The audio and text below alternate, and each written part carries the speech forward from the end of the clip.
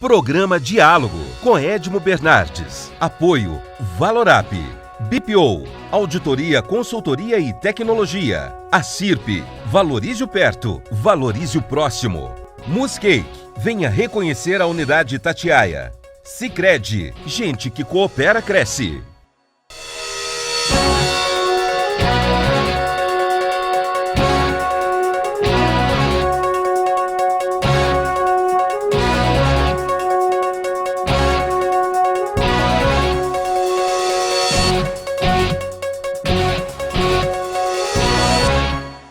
Olá, estamos iniciando mais um diálogo e hoje um assunto muito interessante, porque nós estamos vivendo essa migração em função da guerra da Ucrânia, da Rússia, para países europeus, e nós tivemos recentemente um problema muito sério, e continua até hoje muito sério, que foi a migração da Venezuela para o Brasil, onde o governo federal montou a Operação Acolhida. E vocês vão ter uma noção da dificuldade que é governamental, da dificuldade que é logística de você poder receber esse número de pessoas. E eu estou recebendo no programa de hoje, e vai nos ilustrar, a gentil pessoa do Coronel Nuski, que lá esteve durante um período e que vai nos contar um pouco dessa história, né, Coronel? Muito obrigado pelo bate-papo.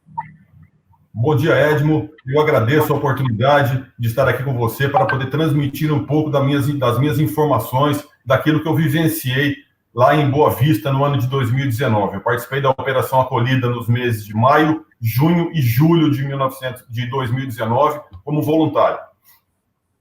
Bom, os números que a gente tem até o ano passado, até metade do ano passado, agências da ONU disseram que 5 milhões de pessoas saíram da Venezuela e o quinto destino, provavelmente o destino primeiro, o destino final seria os Estados Unidos, né?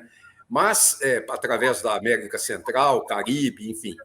O Brasil seria o quinto destino, mas com certeza o destino final, nesse caso, de preferência desse pessoal da Venezuela. E naquele momento, foi criada a Força Tarefa Humanitária, coordenada não só pelo governo federal, pelos estados, entes federativos, agências da ONU, organismos internacionais, enfim.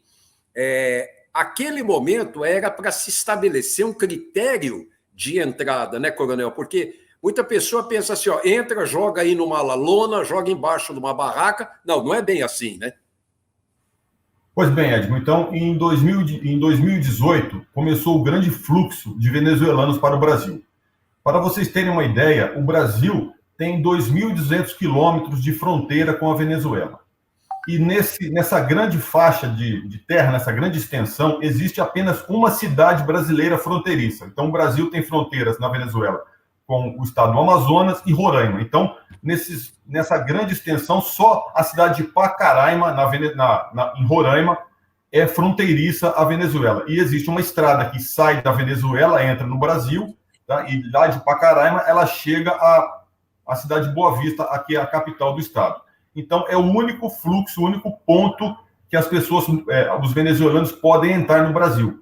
É por Pacaraima. É uma cidade que hoje tem cerca de 20 mil habitantes, com muitas carências, a infraestrutura é bem deficiente, e quando começou esse grande fluxo, começou a dar um colapso na cidade. Então, vocês podem imaginar que 20 mil habitantes aqui na região de Ribeirão Preto, no estado de São Paulo, é uma realidade. Lá no norte do Brasil é outra completamente diferente. E começou a colapsar, não só Pacaraima, como Boa Vista. Eles começaram a serrar lá para Boa Vista, que dista cerca de 220 quilômetros de Pacaraima, é como se fosse Ribeirão Preto a Campinas. E as pessoas se viravam, iam a pé, realmente iam a pé mesmo, tá? Real. Ônibus, carona, chegavam em Boa Vista, também não tinha organização e estrutura nenhuma.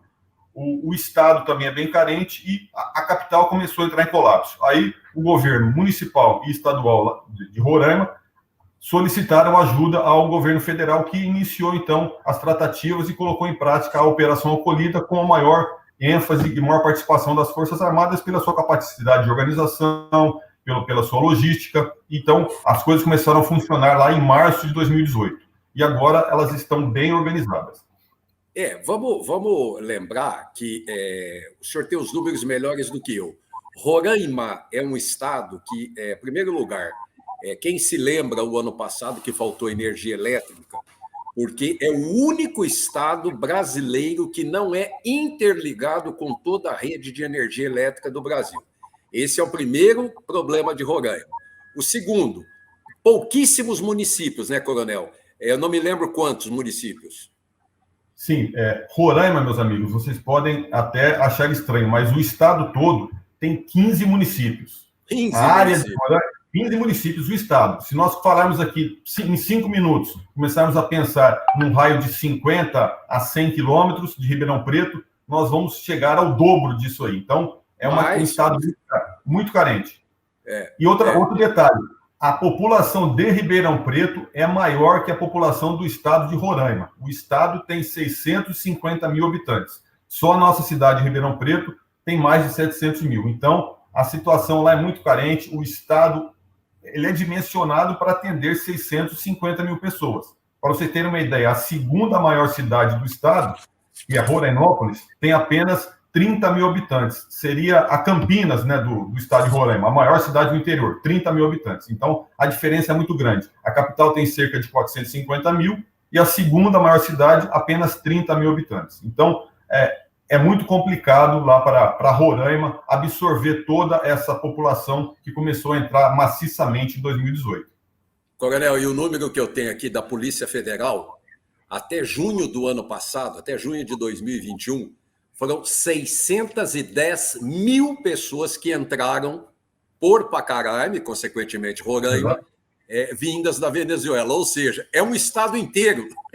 Perfeitamente. Eles entram, né, se concentram-se inicialmente na cidade de Pacaraima, são levados depois lá para Boa Vista, que é a capital, onde foram construídos 13 abrigos dentro do núcleo urbano da cidade, para que depois eles possam ser espalhados através do processo de interiorização, que explicarei para vocês mais adiante com mais detalhe. Então, há necessidade do venezuelano ser, vamos dizer assim, espalhado pelo Brasil, porque o Estado não tem condições de absorver toda aquela população que chega de uma vez por todas, né?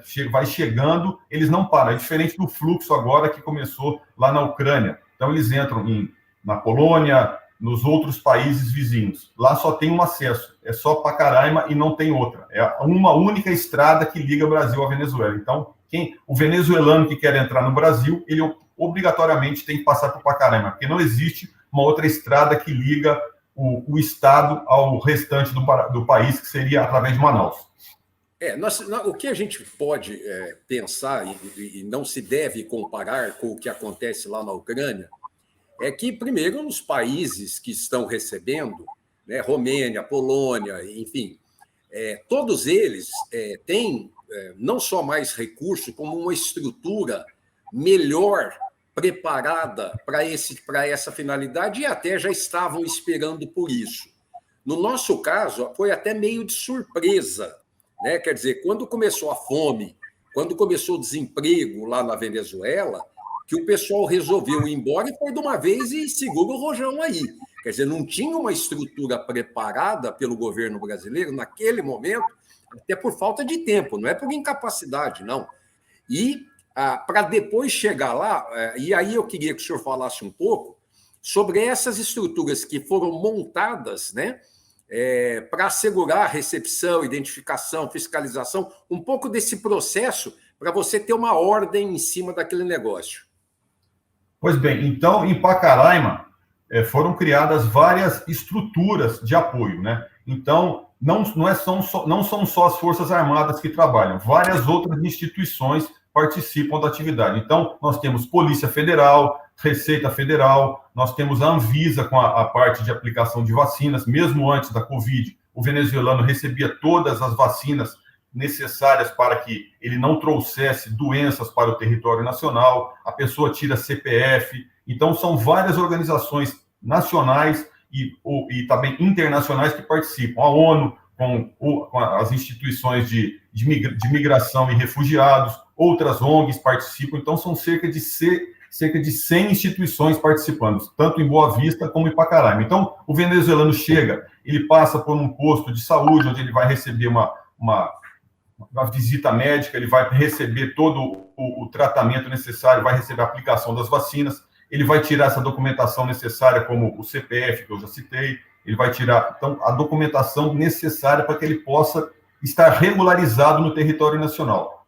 Aí ele fica provisoriamente abrigado lá ainda em Pacaraima e é paulatinamente transferido para Boa Vista, que existem cerca de 13 abrigos para que ele possa ficar mais situado na cidade, aguardando o processo de interiorização. Então, a situação é bem organizada, a área de saúde, esta área da documentação, o controle, para que as pessoas não entrem no Brasil de modo desorganizado. Então, depois que a Operação Acolhida começou, houve o chamado ordenamento da fronteira. Então, colocou-se ali uma estrutura, uma ordem, para que a cidade não saísse da situação caótica que se encontrava. Não é uma situação fácil, não continua, não existe a plenitude, a perfeição não existe, nós reconhecemos que sim, mas dentro das nossas possibilidades e limitações, o Estado brasileiro faz o que é possível para diminuir o problema do Estado de Roraima, que é um problema sério, grave, que não tem toda a infraestrutura para absorver aquela população e dar conta deles. Então,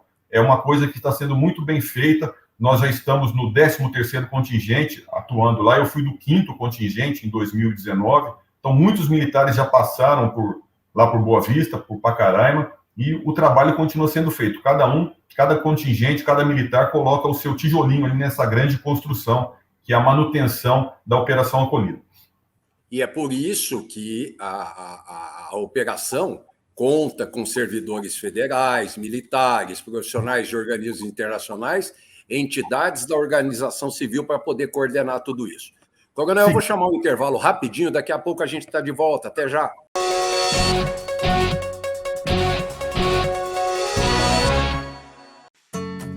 Hoje eu quero aquela brusqueta de pepperoni. Eu não vejo a hora de provar o confit de pato. Ou será que peço o risoto de carne seca, hein? E eu mereço o brownie de sobremesa. Eu vou pedir a torta de chocolate com gelé de damasco. Nossa, a gente nem chegou e já tá pensando na sobremesa. O mousse cake da Itatiaia agora é My Mousse Cake. O mousse cake que você sempre amou, com tudo que você sempre pediu. 1924. O desafio está no ar. Rádio Clube. Liderança total. Lembra daquela festa onde você foi, que tinha um monte de gente e de você chamando mais amigos? Afinal, sempre cabe mais um, não é? Você também se lembra que, depois da festa, teve beijos nos pais, nos avós e abraços nos amigos? Pois é, um deles está agora na fila do hospital esperando uma vaga. Falta de ar. Valeu a pena? 3 ou 4 horas de diversão para colocar em risco a vida de uma pessoa? Tome cuidado, porque assim como o vírus, arrependimento também mata.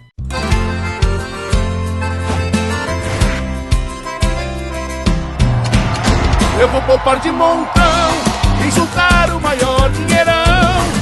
Promoção Poupança Premiada Sicredi. A sua economia pode virar um dinheirão. Eu vou poupar de montão e aproveitar a maior promoção. Posso até ganhar mais de 1 milhão. É Sicredi. Quanto mais poupar, mais chances de ganhar.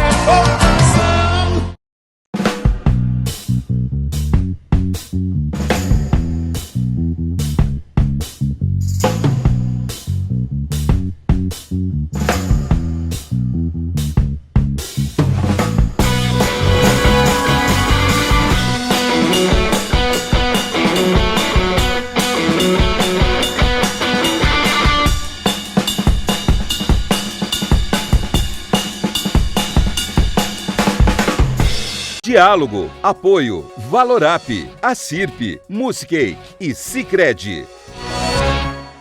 Estamos de volta com o segundo bloco do programa, recebendo a gentil presença do Coronel Nuski, que nos dá a honra de abrilhantar com relação à operação acolhida do governo brasileiro em Roraima, Pacaraima, né? Com relação aos refugiados que vieram da Venezuela, que continuam vindo até hoje.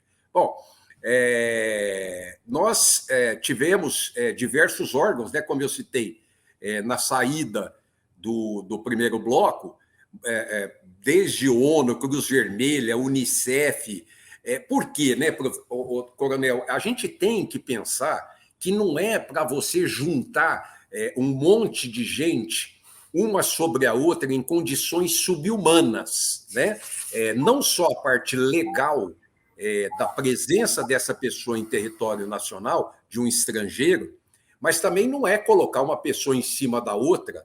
E por isso o governo brasileiro pode parecer até que foi muita coisa, né? Triagem disso, triagem daquilo, vacina para isso. Não, comida, banho, roupa, uma série de coisas para depois fazer a distribuição disso, né, Coronel? Sim, há necessidade, Edmo, de realmente esse controle existir. Porque a pessoa tem que entrar no Brasil e o Estado tem que saber que ela entrou. Ela tem que estar identificada, ela tem que estar imunizada em relação às várias doenças, reforço, mesmo antes da Covid iniciar. Então, era sarampo, coqueluche, cachumba, todas essas doenças que existem no plano de vacinação, as pessoas são imunizadas. Então, há necessidade desse controle. E depois, até para que haja o controle quando a pessoa é interiorizada, para saber as suas habilidades, o que ela tem condições de fazer, para que ela possa arrumar um emprego em outro ponto do país, para liberar um espaço lá em Roraima para que outros cheguem, porque a chegada do venezuelano é constante, ela não para. Só Desculpa, o senhor estava falando? Não estava. Não, eu só queria destacar, por exemplo, que a preocupação foi tão grande que nós tivemos 12 abrigos de indígenas para colocar a população de uma maneira mais familiar, né? Porque não adianta você colocar indígena com outras pessoas, resolve, mas seria muito mais confortável cada ser humano estar com os seus lado a lado, né? Então, também houve essa preocupação com esses abrigos indígenas, né? Sim, em Pacaraima existia um abrigo para recepcionar os indígenas, né? Especificamente, é uma única etnia que está dominando a entrada no Brasil, que é a chamada etnia Uarau. Então, e o mais interessante é que esses Uarau, eles não são da região limítrofe do Brasil, eles são de muito longe, mas eles acabam, pela necessidade da crise da Venezuela, eles começaram a se aproximar do Brasil e foram entrando. Então, lá em Pacaraima existe um abrigo para eles, em Boa Vista também existe um abrigo só para os Uarau, para que eles possam estar juntos ali e cultuando ali os seus hábitos, os seus costumes e trabalhando da forma como estão acostumados. Então, existe todo esse cuidado ali da FUNAI com as outras instituições governamentais ou não, para que esses índios possam ter também a sua localização. E é interessante também citar que não é só os Uarau que estão separados. Existem abrigos para casais solteiros, casais com filhos, casais sem filhos, para homens solteiros. Então, é feita uma separação para que não fique algo totalmente jogado, que as pessoas possam estar situadas de acordo com o perfil que ela tem, porque fica complicado, então, até também você colocar determinadas situações, as pessoas juntas. Então, isso é orientação da própria ONU, porque eles têm mais a expertise desse tipo de situação, e o Brasil adotou isso aí. E é importante dizer que esses abrigos, os abrigos construídos em Boa Vista, eles estão no núcleo urbano da cidade. É como se aqui em Ribeirão Preto tivéssemos um abrigo nos Campos Elíseos, na Vila Tibério, na Vila Virgínia, no Jardim Paulista, por aí vai. Então, são abrigos nos núcleos urbanos, diferentemente do que acontece em outros países. Se tivesse acontecido numa outra nação qualquer, para começar, não seria abrigo. Eles receberiam o nome de campo de refugiados, como nós vemos aí pelos noticiários. Estariam fora do núcleo urbano, com vigilância armada, e no Brasil não é isso. Eles têm acesso, eles entram a hora que quiserem, melhor dizendo, tem até 10 horas da noite, eles podem entrar e sair do abrigo. Depois das 10, não. Mas a liberdade para a pessoa procurar um emprego lá em Boa Vista, isso tudo acontece. E a ONU elogia o Brasil por isso, não é o Exército, não é a Marinha, nem a Força Aérea que são elogiadas. É o Estado brasileiro que é elogiado pela maneira como ele planejou e executou essa ação. Isso é muito importante para a nossa nação, para nós mostrarmos ao mundo que nós temos condições de receber e bem tratar as pessoas. Isso é motivo de orgulho para todo brasileiro. Bom, como está acontecendo também lá na Polônia e na Romênia, nem toda pessoa que chega sabe para onde quer ir. Então, quando a pessoa chegou em Pacaraima, já havia uma pequena triagem para chegar em Boa Vista. Então, por exemplo, o posto de recepção e apoio que foi montado no entorno porque a rodoviária é internacional de lá, né? Uma rodoviária que sai ônibus para fora do país, é uma rodoviária internacional. Nesses postos na rodoviária, em que pessoas poderiam chegar e falar, eu quero ir, eu sei para onde ir, eu não sei para onde ir. Também lá foram oferecidos não só os serviços de informação, né? Mas banho, instalações sanitárias, guarda-volumes, refeições, refeitório, para essas pessoas que sabiam para onde ir ou que estavam ainda um pouco perdidos lá, né? O que nós chamávamos lá de rodoviária, esse termo que você citou, é um abrigo temporário para aquelas pessoas que não têm espaço nos abrigos. Então, aquele venezuelano, para que ele não durma na rua, foi criado esse espaço. Então, existe o local para o pernoite e o local para a guarda do volume. Então, o venezuelano, ele chega lá à noite, pega a sua barraca, aquela barraca tipo camping, monta no local destinado, vai para o pernoite, recebe a alimentação do jantar e no dia seguinte ele recolhe esse material e guarda lá coloca no guarda-volumes, como se fosse um guarda-volumes aí qualquer que nós estamos acostumados, com senha, ele recebe e no dia seguinte repete. Aí ele vem para almoçar, para fazer as refeições, café da manhã e coisas do gênero. Então, a rodoviária é um paliativo, né, para aquelas pessoas que ainda não estão abrigadas. O local ele foi modificado agora recentemente, em fevereiro, criou-se um outro espaço, não é mais na rodoviária, mas continua com a mesma característica de abrigar aquelas pessoas que ainda não estão hospedadas, vamos dizer assim, abrigadas nos vários abrigos da cidade. Mas também lá tem toda a estrutura com as agências da ONU que prestam apoio na parte de interiorização, a parte de saúde, essa parte, como você citou, de refeição, lavanderia, a parte para que as pessoas possam ter um lazer, jogar no futebol, as crianças brincarem. Então, existe toda essa estrutura para que eles possam descansar e ter um local para dormir, né? Essa é a situação da rodoviária. Bom, o senhor falou da interiorização, né? Eu tenho que falar do posto de interiorização e triagem, né? Quanto a não só a regularização migratória, mas que tinha no seu interior o CCI, que é o Centro de Coordenação de Interiorização, para operacionalizar o processo de interiorização. Quer dizer, aí, não só dentro do estado de Roraima, mas para o resto do Brasil nas unidades federativas que estavam se oferecendo à disposição para acolher um pouco desses mais de 600 ou quase 700 mil refugiados. Exato. Então, esta instituição dentro da acolhida, ela serve justamente, então, para fazer, além da triagem, fazer ali verificar as situações, as habilidades do venezuelano. Ela registra, um grande banco de dados, onde são registradas os dados da pessoa e as habilidades desse cidadão ou cidadã, para que no futuro ela possa ser interiorizada. Então, existem 4 maneiras de interiorização. A primeira é a familiar, né, onde um venezuelano que já está residindo em uma determinada área do Brasil, ele vai receber o seu ente. Né? Existe a social, onde o venezuelano vai receber um amigo para que ele possa morar com essa pessoa num determinado ponto do Brasil. É importante dizer que só vai receber caso ele tenha condições de manter aquela pessoa. Então, o venezuelano que está, por exemplo, em Ribeirão Preto, se ele está sem emprego, sem moradia, ele não vai receber ninguém da família ou do seu círculo de amigos, tá?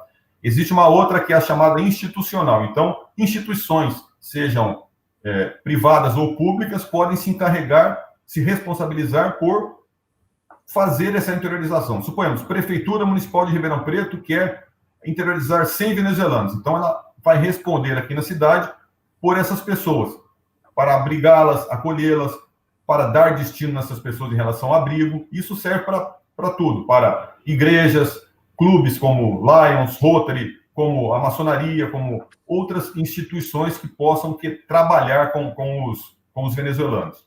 Então, existe também aquela outra que vai impactar aí no banco de dados, que é a que proporciona vaga de emprego. Então, um determinado profissional, uma empresa, quer contratar um venezuelano, que existem várias pessoas muito bem qualificadas lá, para trabalhar na sua empresa. Então, ele vai dizer o que ele quer, uma pessoa com tal idade, se é casada, se é solteira, se tem filho ou não. Aí é feito o cruzamento do banco de dados com a solicitação da empresa, encontra-se a pessoa ou as pessoas e é feita uma entrevista virtual. Aí o empresário ele vai dizer se quer ou não aquela pessoa, vai selecionar dentro daquelas pessoas escolhidas. E aí essa pessoa vai lá para a cidade de destino. E é importante dizer que quando essa pessoa chega no destino, ela precisa de um apoio total. Ela vai chegar praticamente com a sua mochila, com a sua roupa, que é muito pouca. Suponhamos que quando eu estava lá, era mês de maio, junho e julho. Imaginem uma pessoa saindo de Boa Vista, temperatura de 35 graus praticamente constante, interiorizada para Curitiba no mês de julho. Ela precisa receber roupa de frio, senão ela vai ficar doente. Vai ter problema para a rede pública de saúde do município. Então, você tem que praticamente dar tudo para essa pessoa quando chega. Utensílios do lar, roupa, tudo para que ela possa, durante alguns meses, andar e depois começar a andar pelas próprias pernas. Então, isso busca-se fazer desta forma. O Exército também atua muito nisso, recebendo essas pessoas nos locais de destino, transportando para outras cidades que não tenham quartel. A pessoa eles dormem nos quartéis, fazem suas refeições e depois são levados para outras cidades que não têm quartel. Então, a cidade mais próxima recebe o quartel mais próximo, depois elas são espalhadas para os vários destinos. Então, esta é a importância da interiorização, para que o venezuelano ele não fique concentrado em Roraima, porque lá não tem condições de só receber pessoas. É um estado carente, de 650 mil habitantes, a economia é muito restrita, não tem indústria praticamente, praticamente, eles chamam, eles mesmos, roraimenses, dizem que o estado ele é movido à economia do contra-cheque. A maior parte é funcionário público municipal, estadual ou federal. Coronel, nós estamos chegando, infelizmente, ao final do programa. Eu quero agradecê-lo, mas ainda destacar que a Operação Brasileira foi de um sucesso tão grande, tinha tanta coisa para a gente falar sobre o serviço de saúde, especificamente, de fisioterapia, odontologia, nutrição, tudo que o governo brasileiro exerceu. Mas, em nome da população brasileira, eu quero agradecê-lo, não só pelo seu trabalho lá, mas também por essa explicação, esse esclarecimento, essa elucidação do que foi a operação. Muito obrigado, coronel. Espero poder revê-lo em breve. Eu queria dar um pequeno... Rapidinho. Rapidinho. Eu estava a trabalho lá com 2 soldados e um deles falou para mim a seguinte frase: Coronel, nós não viemos aqui para ensinar e nem para ajudar. Nós viemos aqui para aprender. Então, foi uma frase que eu ouvi de um soldado, um garoto que tinha idade para ser meu filho, que falou uma frase extremamente profunda e verdadeira. Nós aprendemos muito lá. Quando eu voltei, você pode ter certeza que eu passei a dar valor a coisas que nós não dávamos tanto valor. Como um simples copo d'água que eu tomava, eu valorizava mais. Eu acho que eu voltei diferente daquela operação. Todos nós voltamos. Muito obrigado, coronel. Pessoal, semana que vem estamos de volta. Até lá. Programa Diálogo com Edmo Bernardes. Apoio Valorap, BPO, Auditoria, Consultoria e Tecnologia. A CIRP, Valorize o Perto, Valorize o Próximo. Muscake, venha reconhecer a unidade Itatiaia. Sicredi, gente que coopera cresce.